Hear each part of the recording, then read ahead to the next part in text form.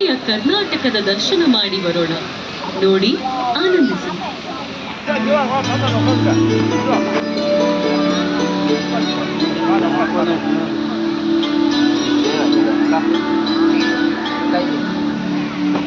ಕನ್ನಡ ರಾಜ್ಯ ರಾಜೇಶ್ವರಿಯ ಹೆಮ್ಮೆಯ ಬೀಡು ನಮ್ಮ ಕರ್ನಾಟಕ. ವೀರಾದಿ ವೀರರ ನಾಡು ನಮ್ಮ ಕರುನಾಡು. ಕದಂಬರ ಆಳ್ವಿಕೆಯಿಂದ ಪ್ರಾರಂಭವಾದ ಆಡಳಿತ ಮುಂದೆ ಹಲವು ದಿಟ್ಟ ಹಾಗೂ ಶ್ರೀಮಂತ ರಾಜವಂಶಸ್ಥರ ಆಳ್ವಿಕೆಯಿಂದ ಭವ್ಯ ಇತಿಹಾಸವುಳ್ಳ ನಾಡಾಗಿ ಬೆಳೆಯಿತು.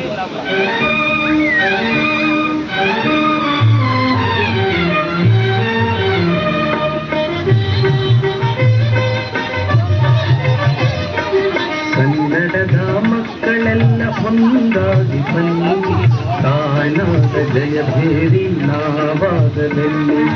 ಕನ್ನಡದ ಮಕ್ಕಳೆಲ್ಲ ಒಂದಾಗಿ ಬನ್ನಿ, ತಾಯ್ನಾಡ ಜಯಭೇರಿ ನಾವಾಗದಲ್ಲಿ. ಕನ್ನಡದ ಮಕ್ಕಳೆಲ್ಲ ಒಂದಾಗಿ ಬನ್ನಿ.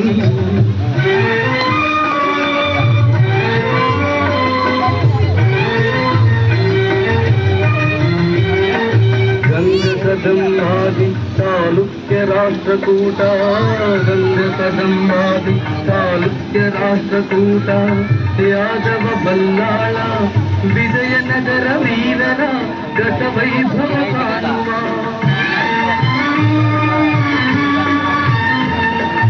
ನವಶಕ್ತಿಯ ತುಂಬುವ ಭುವನೇಶ್ವರಿ ನೀಡುವ ಸಂದೇಶವ ಸಾರುವ. ಕನ್ನಡದ ಮಕ್ಕಳೆಲ್ಲ ಒಂದಾಗಿ ಬನ್ನಿ, ತಾಯ್ನಾಡ ಜಯಭೇರಿ ನಾವಾಗದಲ್ಲಿ. ಕನ್ನಡದ ಮಕ್ಕಳೆಲ್ಲ ಒಂದಾಗಿ ಬನ್ನಿ. ಇಂತಹ ರಾಜಾದಿರಾಜರ ವೀರ ವನಿತೆಯರ ಇತಿಹಾಸಕ್ಕೆ ಸಾಕ್ಷಿಯಾಗಿ ನಿಂತಿವೆ ರಾಜ್ಯದ ಉದ್ದಗಲಕ್ಕೂ ಇರುವ ಹಲವಾರು ಕೋಟೆಗಳು, ಕೊತ್ತಲುಗಳು, ದೇವಸ್ಥಾನಗಳು, ಪ್ರಾರ್ಥನಾ ಮಂದಿರ, ಮಸೀದಿಗಳು ಹಾಗೂ ಶಾಸನಗಳು. ಚಿತ್ರದುರ್ಗದ ಕಲ್ಲಿನ ಕೋಟೆಯಿಂದ ಹಂಪಿಯ ಕಲ್ಲಿನ ರಥದವರೆಗೆ, ಮೈಸೂರಿನ ಭವ್ಯ ಅರಮನೆಯಿಂದ ಬಿಜಾಪುರದ ಗೋಳ ಗುಮ್ಮಟದವರೆಗೆ ನೋಡಲು ಸಿಗುವ ಹಲವಾರು ತಾಣಗಳು ನಾಡಿನ ಇತಿಹಾಸದ ವೈಭವವನ್ನು ಸಾರುತ್ತವೆ. ಕದಂಬರಿಂದ ಮೊದಲುಗೊಂಡು ಯದುವಂಶದವರೆಗೆ ಬೆಳೆದ ನಾಡು ಅಂದು ಮೈಸೂರು ರಾಜ್ಯವಾಗಿತ್ತು. ನಂತರ 1973ರಲ್ಲಿ ಅದು ಕರ್ನಾಟಕ ರಾಜ್ಯ ಎನಿಸಿಕೊಂಡಿತು. ಇಂದು ರಾಜ್ಯವು 31 ಜಿಲ್ಲೆಗಳನ್ನು ಹೊಂದಿದ್ದು, ಕೊಂಕಣದಿಂದ ಚಿತ್ರದುರ್ಗದವರೆಗೆ, ಬೀದರ್ನಿಂದ ಚಾಮರಾಜನಗರದವರೆಗೆ ಅಖಂಡ ಕರ್ನಾಟಕವಾಗಿ ಬೆಳೆದಿದೆ. ಬಯಲು ಸೀಮೆಯಿಂದ ಮಲೆನಾಡವರೆಗೆ ಹಚ್ಚ ಹಸಿರ ಬೆಟ್ಟ ಕಾಡು, ನದಿ ತೊರೆ, ಕಾಡು ಮೇಡುಗಳನ್ನು ಒಳಗೊಂಡಿರುವ ಒಂದು ರಮ್ಯ ತಾಣ ಕರ್ನಾಟಕ. ಇಲ್ಲಿನ ಪ್ರಕೃತಿ ಸೌಂದರ್ಯಕ್ಕೆ ಮನಸೋಲದವರಿಲ್ಲ.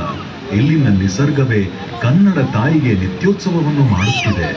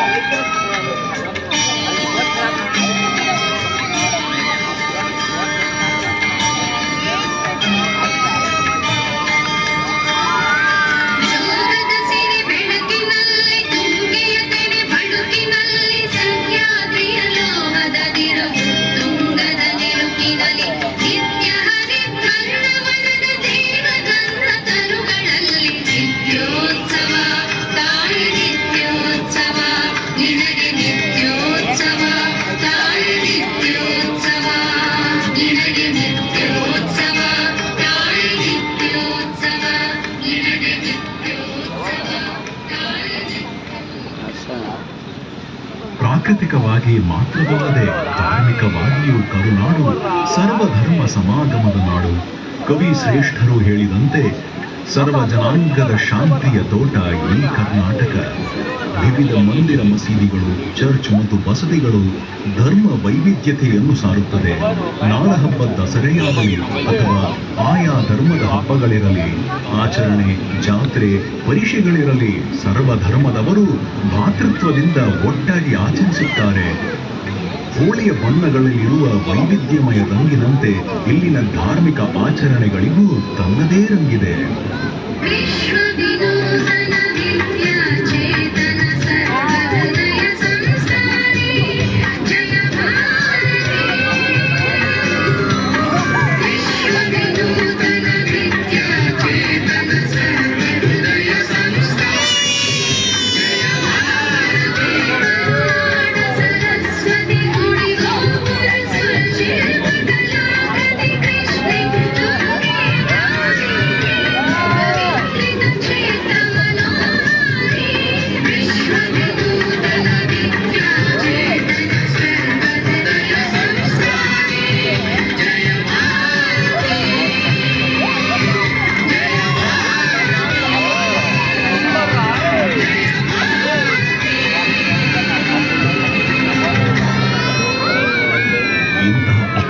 ಎಂತಹವರನ್ನು ಸೋಲಿಸುವಾಗ ಕವಿ ಸಾಹಿತಿಗಳ ಮನಸೂರೆಗೊಳ್ಳದೆ ಇದಕ್ಕೆ ಸಾಕ್ಷಿ ಕನ್ನಡದ ಅಕ್ಷರ ಲೋಕದ ದಿಗ್ಗಜರು ಮತ್ತು ಸಾಹಿತ್ಯಕ್ಕೆ ಅವರ ಕೊಡುಗೆ.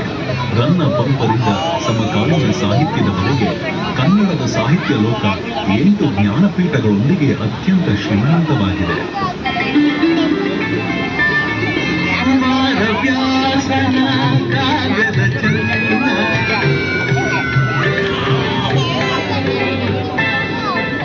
ಕವಿ ಸರ್ವಜ್ಞನ ಪದಗಳಾಂದ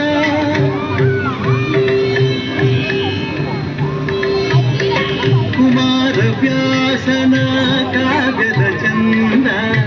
ಕವಿ ಸರ್ವಜ್ಞನ ಪದಗಳಾಂದ ದಾಸರು ಶರಣರು ನಾಡಿಗೆ ನೀಡಿದ ಭಕ್ತಿಯ ಗೀತೆಗಳ ಪರಮಾನಂದ.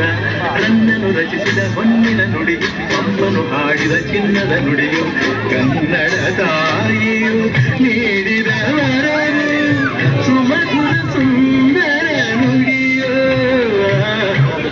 ಜೇನಿನ ಹೊಳೆಯು ಆಂದಿನ ಮಳೆಯು ಸುಖೆಯೋ ಕನ್ನಡ ಸರಿ ನುಡಿಯೋ. ವಾಣಿಯ ವೀಣೆಯ ಸ್ವರ ಮಾಧುರ್ಯವೋ ಸುಮಧುರ ಸುಂದರ ನುಡಿಯೋ. ಜೇನಿನ ಹೊಳೆಯೋ ಆಂದಿನ ಮಳೆಯೋ ಸುಖೆಯೋ ಕನ್ನಡ ಸರಿ ನುಡಿಯೋ. ಸುಖೆಯೋ ಕನ್ನಡ ಸವಿ ನುಡಿಯೋ.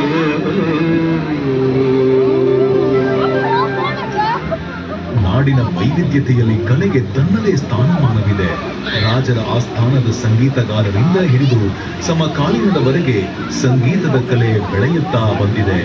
ಕರ್ನಾಟಕ ಶಾಸ್ತ್ರೀಯ ಸಂಗೀತ, ಹಿಂದೂಸ್ಥಾನಿ, ಜಾನಪದ, ಸುಗಮ ಸಂಗೀತ, ಹರಿಕತೆ, ಗಮಕ, ಸಿನಿಮಾ ಸಂಗೀತ ಹೀಗೆ ಕಾಲಕ್ಕನುಗುಣವಾಗಿ ಸಂಗೀತ ವಿಭಿನ್ನ ರೂಪು ಪಡೆಯುತ್ತಾ ಕರುನಾಡನ್ನು ನಾದಮಯಗೊಳಿಸಿದೆ. ಸಂಗೀತಕ್ಕೆ ತಕ್ಕಂತೆ ಹೆಜ್ಜೆ ಹಾಕುತ್ತಾ ಕುಣಿಯುವ ನಾಟ್ಯಕ್ಕೆ ತನ್ನದೇ ಪ್ರಾಮುಖ್ಯತೆ ಇದೆ. ನಾಡಿನ ಇತಿಹಾಸ, ಪುರಾಣ, ಪುಣ್ಯ ಕಥೆಗಳನ್ನು ಈ ಕಲೆಗಳು ಜನರಿಗೆ ತಲುಪಿಸುವಲ್ಲಿ ಪ್ರಮುಖ ಪಾತ್ರ ವಹಿಸುತ್ತವೆ. ಯಕ್ಷಗಾನ, ಬಯಲಾಟ, ಸಣ್ಣಾಟ, ದೊಡ್ಡಾಟ, ಕಂಸಾಳೆ, ಪೂಜಾ ಕುಣಿತ ಹೀಗೆ 10 ಹಲವು ನೃತ್ಯ ಪ್ರಕಾರಗಳು, ಆಟಗಳು, ಜಾನಪದ ಕುಣಿತಗಳು ನೋಡಲು ಮನಮೋಹಕ. ನಾಡಹಬ್ಬ ದಸರೆಯಲ್ಲಿ ಈ ಎಲ್ಲ ನೃತ್ಯ ಪ್ರಕಾರಗಳ ವೈಭವವನ್ನು ಕರ್ನಾಟಕ ಮಾತ್ರವಲ್ಲದೆ ಇಡೀ ಜಗತ್ತೇ ಕಣ್ತುಂಬಿಕೊಳ್ಳುತ್ತದೆ. ಮೈಸೂರು ದಸರಾ ಎಷ್ಟೊಂದು ಸುಂದರ, ಗೆದ್ದಿದೆ ನಗೆಯ